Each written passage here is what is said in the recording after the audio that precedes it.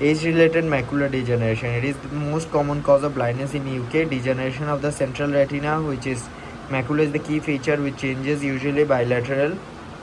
Age-related macular degeneration is characterized by degeneration of the retinal photoreceptors that result in the formation of drusen, which can be seen on fundoscopy and retinal photography. It is more common with advancing age and more common in females. Risk factors: advancing age itself is the greatest risk factor. Risk increase threefold if age is more than 75 years and versus 75 to 74 years. Smoking: if there is smoking, it is twice the more risk. Family history, that is first degree relatives of a sufferer of ARMD are thought to be 4 times more likely to inherit the condition. Other risk factors is increased risk of ischemic cerebrovascular disease such as hypertension, dyslipidemia, and diabetes mellitus. Classification: there are two forms of macular degeneration which can be seen: dry macular degeneration and wet macular degeneration. In dry macular degeneration, 90% of cases, also known as atrophic, characterized by drusen yellow round spots in Bruch's membrane. Wet macular degeneration, 10% of cases, also known as exudative or neovascular macular degeneration, which is characterized by choroidal neovascularization. Leakage of serous fluid and blood can subsequently result in rapid loss of vision. It carries worse prognosis. Recently, there is a more updated classification which is early age-related macular degeneration, where is non-exudative age-related maculopathy.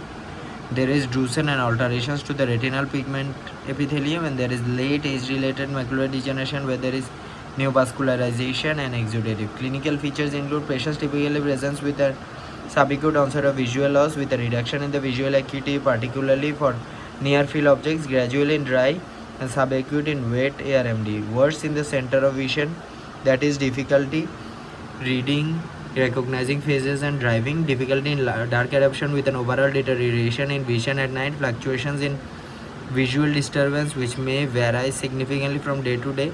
They may also suffer from photopsia, a perception of flickering of flashing light and glare around objects. Visual hallucinations may also occur, resulting in Charles Bonnet syndrome. From the signs, there is distortion of line perception may be noted in MSLR retesting. Fundoscopy reveals the presence of drusen, yellow areas of pigment deposition in the macular area, which may become confluent in late disease to form a macular scar. In wet ARMD, well-demarcated red patchy may be seen, which represent intraretinal or subretinal fluid leakage or hemorrhage. Among the investigation, there is slit lamp microscopy is the initial investigation of choice to identify any pigmentary, exudative or hemorrhagic changes affecting the retina, which may identify the presence of ARMD. This is usually accompanied by color fundus photography to provide a baseline against which changes can be identified over time. Fluorescent angiography is utilized if neovascular ARMD is suspected, as this can guide intervention with anti-VEGF therapy. This may be complemented with indocyanine green angiography to visualize any changes in choroidal circulation. Optical coherence tomography is used to visualize the retina in 3 dimensions because it can reveal areas of disease which aren't visible using a microscopy.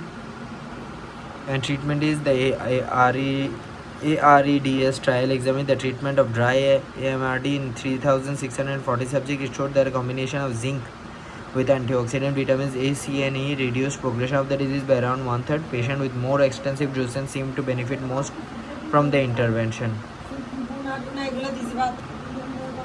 Treatment is therefore recommended in patients with at least moderate category dry ARMD. Vascular endothelial growth factor. VEGR is a potent mitogen and drives increased vascular permeability in patients with wet ARMD. A number of trials have shown that use of anti-VEGF agents can limit progression of wet ARMD and stabilize or reverse visual loss.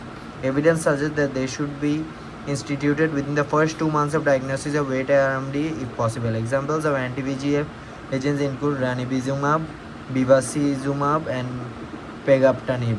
The agents are usually administered by 4 weekly injection. Laser photocoagulation does slow progression of ARMD where there is new vessel formation, although there is a risk of acute visual loss after treatment which may be increased in patients with subfoveal ARMD. For this reason, anti-VEGF therapies are preferred.